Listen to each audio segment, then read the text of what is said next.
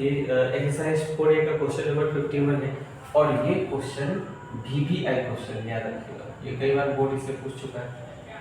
तो ये क्वेश्चन फिर से देखिए, ये क्वेश्चन थोड़ा सा लंबा होने वाला है, उसके पीछे कारण है कि यह फैक्टराइजेशन प्रोसेस को हमें करना है।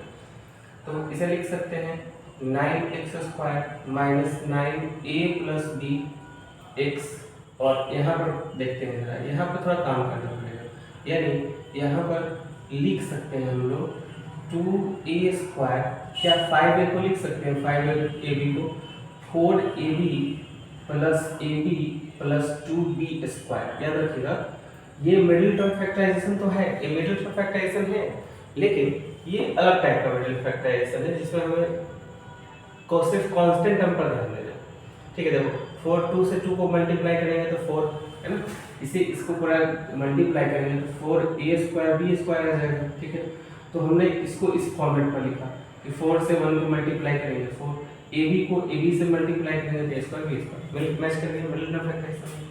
9x² minus 9a plus bx plus, तो यहाँ से हम 2a को कॉमन कर सकते हैं तो हमें मिल जाएगा a प्लस b, सॉरी ठीक है 2a, अच्छा यहाँ x भी होगा ना,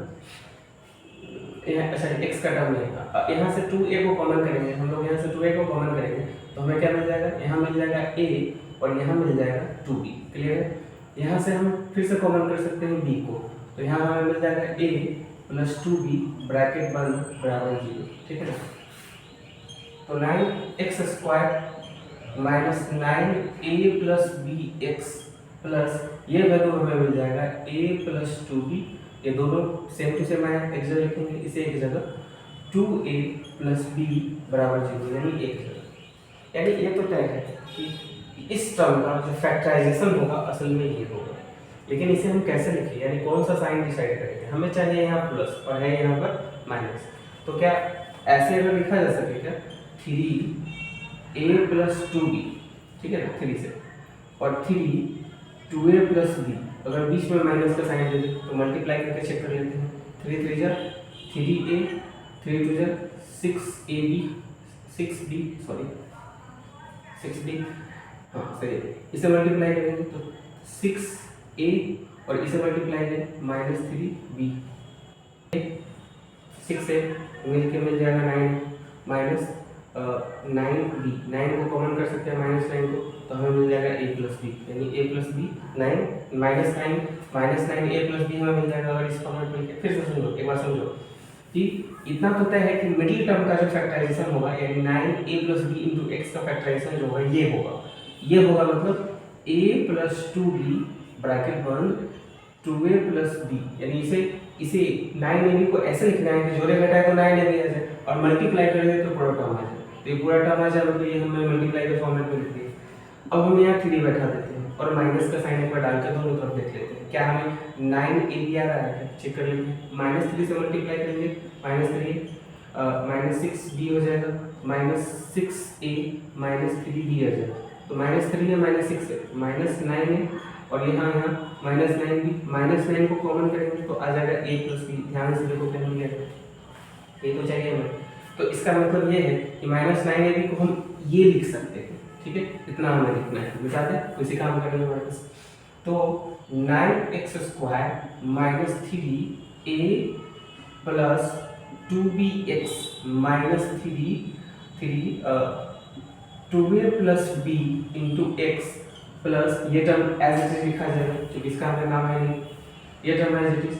तो a plus 2b 2a plus b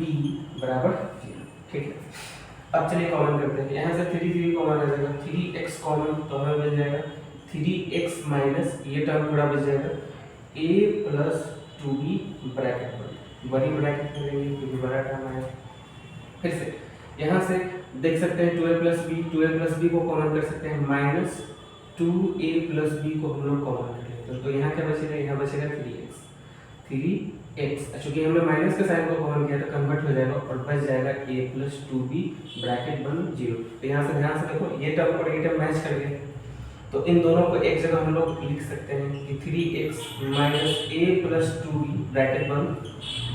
और इस टर्म को एक जगह लिख सकते हैं, यानी 3x minus 2a plus b bracket बंद बराबर 0। अब 0 से कंपेयर करना है, ठीक है। अच्छा, अब 0 से कंपेयर कर सकते हैं इसको,